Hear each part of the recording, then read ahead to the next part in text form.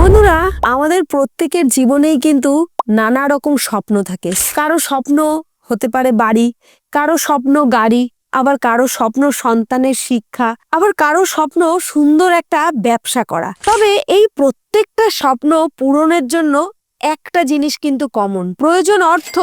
সেই অর্থই কিন্তু একমাত্র আমার আপনার প্রত্যেকের স্বপ্ন বাস্তবায়িত করতে পারে। শেয়ার বাজার আমাদের কিন্তু এই স্বপ্ন পূরণের একটা প্ল্যাটফর্ম হতে পারে, যদি কিনা আমরা সঠিকভাবে জেনে বুঝে শেয়ার বাজারে বিনিয়োগ করি। তবে এই শেয়ার বাজারে বিনিয়োগ করার আগে আমাদেরকে কিন্তু এই শেয়ার বাজারের কিছু রহস্য ভেদ করতে হবে। এই রহস্যগুলো যদি আমরা ভেদ করতে পারি তবেই কিন্তু আমরা শেয়ার বাজারকে জয় করতে পারবো।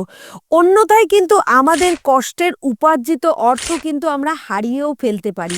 নমস্কার বন্ধুরা, আমি Sabrika Debroy, director of PhD Capital, and PhD Capital is recognized by SEBI, ACME and AMFI. I have also done some NISM certifications like equity derivative, currency derivative, commodity derivative, PMS distributor, mutual fund distributor. তো বন্ধুরা, আজকে কিন্তু আমি আমার investment related কিছু experience আপনাদের সাথে share করতে চলেছি।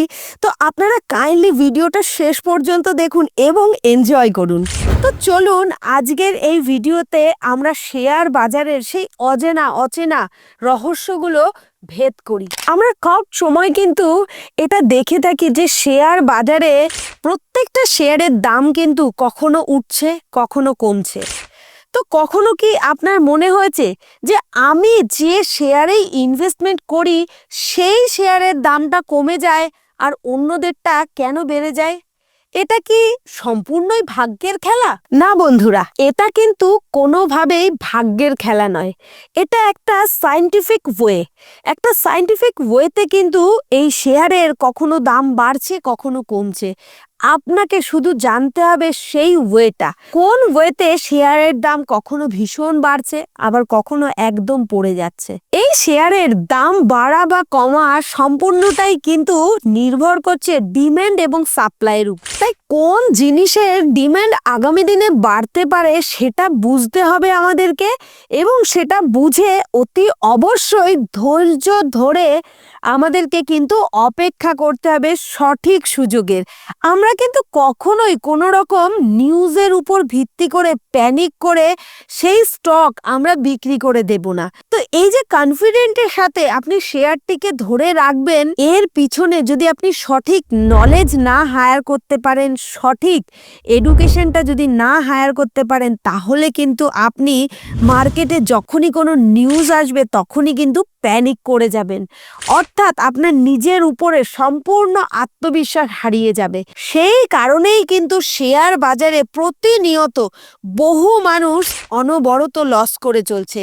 আবার এক শ্রেণীর মানুষ আছে যারা একের পর এক মুনাফার মুখ দেখছে, একের পর এক কিন্তু তারা মুনাফাদারি স্টকগুলো চুজ করে যাচ্ছে। তো অতি অবশ্যই এর সিক্রেটগুলো আপনাকে কিন্তু জানতে হবে। আরও একটা শব্দ আমরা কিন্তু প্রায় শুনে আসি যে ইনসাইডার ট্রেডিং। আচ্ছা, আপনার কি মনে হয় সত্যিই কি ইনসাইডার ট্রেডিং হয়? আমরা প্রায় শুনে থাকি যে বড় বড় যারা ইনভেস্টার তারা আগে থেকেই খবর পেয়ে যায়, তবেই তারা সেখানে কিন্তু পজিশনটা তৈরি করে। আবার সেই সাথে সাথে আমরা কিন্তু মনে করি এই সমস্ত খবর শোনার পর যে সত্যি আমরা ছোট ইনভেস্টার, সেই বড় লেভেলে আমরা জানি না যেতে পারবো কিনা। এই রকম নেগেটিভ ভাবনা ভেবে আমরা কিন্তু নিজেদেরকে অনেকটা নেগেটিভ করে দিই। কিন্তু সত্যি কথা বলতে বন্ধুরা, এরকমটা কিন্তু প্রতিনিয়ত কিন্তু বন্ধ করার চেষ্টা করছে সেবি, অর্থাৎ Security Exchange Board of India. SEBI কিন্তু দিন রাত পরিশ্রম করে চলছে এই সমস্ত ইললিগ্যাল কার্যকলাপ বন্ধ করার জন্য। আর এটা শুধু আপনার জন্য নয়, আপনার আমার প্রত্যেকের জন্য কিন্তু সেবি এটা চেষ্টা করে চলছে। তাই সব সময় যে খবরগুলো বাইরে প্রকাশিত হচ্ছে সেগুলোর উপর ভরসা রাখুন এবং নিজের শিক্ষার উপর ভরসা রাখুন, নিজের রিসার্চ করতে শিখুন। তবেই কিন্তু আপনি স্টক মার্কেট থেকে সঠিক আয়ের রাস্তাটা তৈরি করতে পারবেন। আমরা যখন বড় বড় ইনভেস্টরদের কথা শুনি, তাদের গল্প শুনি, তাদের সফলতার গল্প শুনি, তখন আমাদের যেন মনে হয় তারা যেন এক আলাদা পৃথিবীতে রয়েছে। কিন্তু বিশ্বাস করুন, তারা কিন্তু আমার আপনার মতোই ছোট ছোট ইনভেস্টর হিসাবে কিন্তু একদিন তাদের যাত্রাটা শুরু করেছিল। তারা শুধুমাত্র সঠিক পথে এগিয়েছে, ছোট ছোট পদক্ষেপ নিয়েছে এবং ধৈর্য ধরেছে এবং সঠিকভাবে সঠিক জায়গায় ইনভেস্টমেন্ট করে গেছেন এবং দীর্ঘ সময় ধরে কিন্তু তারা অপেক্ষা করেছেন সঠিক সুযোগের জন্য। এই কারণেই কিন্তু তারা আজ সফল ইনভেস্টর। ঠিক এইভাবেই আপনিও যদি সঠিক পরিকল্পনা করে ছোট ছোট ধাপে এবং সঠিক পদক্ষেপ নিয়ে এগিয়ে যেতে চান এবং ধৈর্য ধরে দীর্ঘ মেয়াদে অপেক্ষা করেন, তাহলে কিন্তু আপনিও এই শেয়ার বাজার থেকে সফল হবেনই। বন্ধুরা, আমরা সকলেই কিন্তু খুব দ্রুত ধনী হতে চাই। আমরা চাই যে আমাদের যত স্বপ্ন আছে তা যেন রাতারাতি পরিপূর্ণ হয়ে যায়। কিন্তু বিশ্বাস করুন, শেয়ার বাজার কিন্তু এরকম কোনো জায়গা নয় যেখানে আপনি রাতারাতি ধনী হয়ে যাবেন। শেয়ার বাজার হচ্ছে একটা ছোট্ট গাছের চারার মতো, যেটাকে আপনি নিয়মিত জল ঢালবেন, পরিচর্যা করবেন, ধীরে ধীরে ও বড় হবে। একটা সময় পর কিন্তু সে বিশাল বড় বটবৃক্ষের ন্যায় আকার নেবে, আপনাকে ছায়া দান করবে, ফল প্রদান করবে, ফুল প্রদান করবে, আরো কত কি। তাই সঠিকভাবে বিনিয়োগ করুন, ধৈর্য ধরে রাখুন। এই বটবৃক্ষের মতোই সেই ইনভেস্টমেন্টটাও কিন্তু আপনাকে একদিন সমৃদ্ধশালী করে তুলবে। কিন্তু আপনি যদি চটজলদি ধনী হতে চান, বড়লোক হতে চান, তাহলেই কিন্তু এখান থেকে আপনি সর্বস্ব হারিয়েও ফেলতে পারেন। তাই অতি অবশ্যই সঠিক এডুকেশনটা নিন এবং সঠিকভাবে ধৈর্য ধরে এগিয়ে যান। অনেক সময় অনেক বন্ধুরা কিন্তু গুজবে কান দেন, অর্থাৎ অমুকে বলেছে এই শেয়ারটা কিনে নাও, তাহলে দেখবে খুব প্রফিটেবল হবে। আবার অনেক সময় অনেক হোয়াটসঅ্যাপ গ্রুপে নানা রকম টিপস আসে যে এই শেয়ারে ইনভেস্টমেন্ট করুন, ওই শেয়ারে ইনভেস্টমেন্ট করুন। এভাবে আপনারা কি জানেন, অনেকেই না জেনে না বুঝে ইনভেস্টমেন্ট করে তারা সর্বস্ব হারিয়ে ফেলেছে। তাই বন্ধুরা, অন্যের কথায় নির্ভর করে আপনি কিন্তু বিনিয়োগ করবেন না। আপনি সঠিক জ্ঞান অর্জন করুন, সঠিকভাবে রিসার্চ করুন, ফান্ডামেন্টাল টেকনিক্যাল উভয়ই দেখুন, সমস্ত রকম ডেটা চেক করুন। চেক করে আপনি যখন কনফিডেন্টলি মনে করবেন যে না ইনভেস্ট করা যায়, তারপরেই কিন্তু বিনিয়োগটা করবেন, ইনভেস্টটা করবেন। কারণ আমার টাকার প্রতি সব থেকে ভালোবাসা যদি কারোর থেকে থাকে, সেটা কিন্তু আমার। ঠিক তেমনি আপনার টাকার প্রতি কিন্তু যতটা মায়া আপনার রয়েছে, ঠিক ততটা মায়া কিন্তু এই পৃথিবীতে কারণ নেই। সেই কারণে নিজের টাকা অন্যের উপদেশে কিন্তু কখনোই বিনিয়োগ করবেন না। সঠিকভাবে জানুন, বুঝুন, রিসার্চ করুন, তারপরেই কিন্তু বিনিয়োগ করুন। অনেকেই ভাবেন যে শেয়ার মার্কেটে যখন ক্র্যাশ হয় তখন কি করণীয়, কারণ সেই সময় কিন্তু চারিদিকে পাড়ার চায়ের দোকান থেকে জুতো সেলাইয়ের দোকান পর্যন্ত সব জায়গায় সবাই কিন্তু বলতে পারে শেয়ার মার্কেটে ধস নেমেছে, শেয়ার মার্কেটে ধস নেমেছে।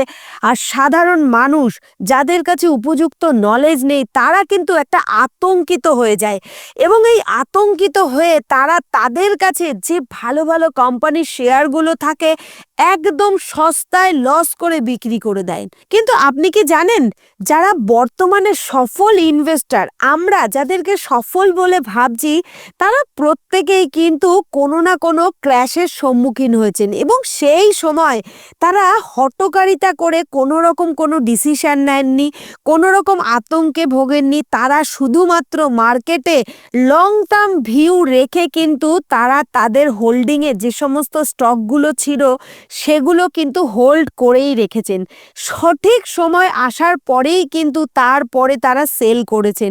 সেই কারণেই কিন্তু বাজার থেকে একটা বিশাল বড় মুনাফা তারা অর্জন করেছেন। কারণ অধিকাংশ মানুষই কিন্তু শেয়ার মার্কেট যখন ক্র্যাশ করে তখন কিন্তু তারা প্যানিক করে যায়। তারা বোঝে না যে কি করবে। এটা না বুঝতে পেরে তারা তাদের যে হোল্ডিংয়ে স্টকগুলো থাকে সেগুলো তারা মার্কেটে সেল করে দেয়, আর তারা কিন্তু বিশাল বড়সড় একটা লসের মধ্যে পড়ে যায়। কিন্তু যারা প্রকৃত বড় বড় ইনভেস্টার, অর্থাৎ জ্ঞান আছে যাদের, মার্কেট সম্পর্কে যাদের অনেক অভিজ্ঞতা রয়েছেন, তারা কিন্তু অপেক্ষা করেন এই সময়টায়। কারণ শেয়ার মার্কেটে ইনভেস্ট করার সুবর্ণ সুযোগ হচ্ছে মার্কেট যখন ক্র্যাশ করে। তখন কিন্তু আমরা দেখেছি খুব বড় বড় ভালো ভালো কোম্পানির শেয়ার কিন্তু অনেকটা সস্তায় পাওয়া যায়। দীর্ঘ 2 বছর 4 বছর ধরে যারা ইনভেস্টমেন্ট করে যে লাভটা অর্জন করতে পারেননি, এমন অনেক অনেক ইনভেস্টর দেখা গেছে যারা কিনা ক্র্যাশ করা মার্কেটে ইনভেস্টমেন্ট করে হয়তো 1 বছরের মধ্যেই সেই লভ্যাংশটা 2 গুণ 3 গুণ 4 গুণ করে ফেলেছে। অতএব ক্র্যাশ যখন করবে মার্কেট তখন কিন্তু নিজেকে সঠিকভাবে ধরে রাখবেন, ধৈর্য হারাবেন না। অর্থাৎ শেয়ার মার্কেট যখন ক্র্যাশ করবে তখন কিন্তু আপনি হঠাৎ করে আতঙ্কিত হয়ে কখনোই কোনো শেয়ার বিক্রি করে দেবেন না। অতি অবশ্যই তার পিছনে একটা বড় রিসার্চ করা লাগবে। কারণ রিসার্চ করার ফলে আপনার যদি মনে হয় না সত্যি সত্যি সেই কোম্পানিতে এমন একটা অঘটন ঘটেছে যার ফলে আগামী দিনে শেয়ারটা বাড়া কিন্তু অসম্ভব ব্যাপার, তখন কিন্তু আপনি চাইলেই শেয়ারগুলোকে সেল করে দিতে পারেন। কিন্তু অন্যথায় আপনার যদি মনে হয় না এই যে প্রবলেমটা শুধুমাত্র এই কোম্পানির জন্যই হয়নি, ওভারঅল মার্কেটে একটা নেগেটিভ এনভায়রনমেন্ট তৈরি হয়েছে, সেই কারণেই আপনার পোর্টফোলিওতে ওভারঅল একটা ডাউনফল তৈরি হয়েছে, তাহলে কিন্তু আপনি চাইলেই সেই স্টকগুলোকে ধরে রাখতে পারেন। তবে অতি অবশ্যই সঠিক রিসার্চের প্রয়োজন। সঠিক রিসার্চ ছাড়া কিন্তু আপনি কখনোই শেয়ার মার্কেটকে জয় করতে পারবেন না। অনেক সময় আপনারা কিন্তু এই খবরটা শুনে থাকবেন যে অমুক কোম্পানি ডিভিডেন্ড ঘোষণা করছে কিংবা অমুক কোম্পানি বোনাস শেয়ার ইস্যু করছে। তো এগুলোর মানে কি? এগুলোর মানে হলো আপনি যখন কোনো কোম্পানিতে ইনভেস্ট করছেন তাহলে কিন্তু শুধুমাত্র আপনি যে একজন ইনভেস্টার তাই কিন্তু নয়, সেই কোম্পানির আপনি কিন্তু একজন পার্টনারও বলতে পারেন। অর্থাৎ সেই কোম্পানির ইকুইটিতে আপনার কিন্তু সঠিক পার্সেন্টেজ অনুযায়ী কিন্তু ভাগ রয়েছে। অর্থাৎ আপনি যে পার্সেন্টেজ ইনভেস্টমেন্ট করছেন সেই অনুযায়ী কিন্তু আপনার একটা অধিকারও রয়েছে। আর সেই কারণেই কিন্তু কোম্পানি যখন অত্যাধিক লাভ করে তার সেই লাভের অংশ ডিভিডেন্ড আকারে প্রত্যেকটা ইনভেস্টরকে শেয়ার করে, এবং এছাড়াও অনেক সময় কিন্তু বোনাস ইস্যুও শেয়ার করে। এগুলো হচ্ছে আপনি সেই কোম্পানিকে যে বিশ্বাসটা করেছেন সেই বিশ্বাসের উপর, এবং বিশ্বাস করে আপনি যে ইনভেস্টমেন্ট করেছেন এটা কিন্তু আপনার তাদের প্রতি আস্থারই একটা পুরস্কার বলতে পারেন। তবে সব শেষে আর একটা কথা আমি বলতে চাই, মার্কেট যখন ক্র্যাশ করবে তখন কিন্তু বন্ধু কোনোভাবেই আপনারা আতঙ্কিত হবেন না।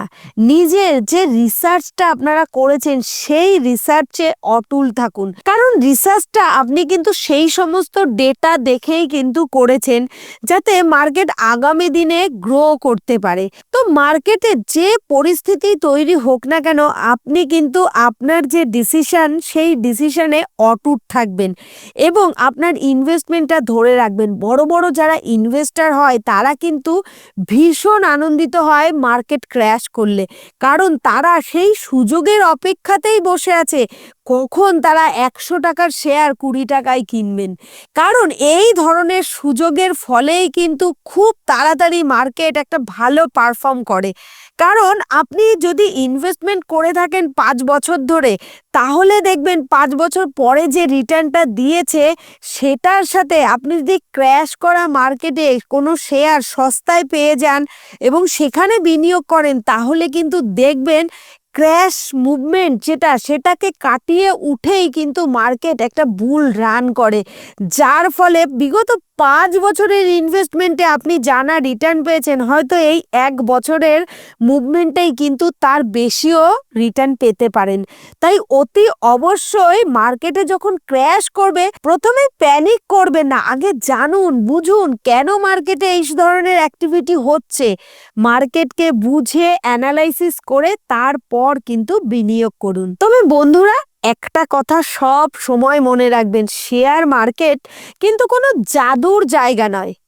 এখানে আপনার আস্থা, আপনার ধৈর্য এবং আপনার শিক্ষা কিন্তু সঠিকভাবে কাজে লাগিয়ে তারপরেই আপনি ইনকাম করতে পারবেন। যদি মনে করে থাকেন কোনো এক ব্যক্তি দীর্ঘ সময় ধরে খুব ভালো ইনকাম করেই যাচ্ছে, তাহলে মনে করবেন যে তার সেই সঠিক নলেজটা রয়েছে। এখানে আপনার যে নলেজ আছে, আপনি সেই নলেজ অনুযায়ী কিন্তু রিটার্নটা পাবেন। কেউ আছে স্টক মার্কেটে বছরে 30, 50, 60% ইনকাম করছে, আবার কেউ আছে কিন্তু স্টক মার্কেট থেকে মাইনাসে চলে গেছেন, তার যে নিজস্ব ক্যাপিটাল সেটাকে হারিয়ে পথে বসে গেছেন। তাই আপনার যে নলেজ, সেই নলেজই কিন্তু আপনাকে পে করবে।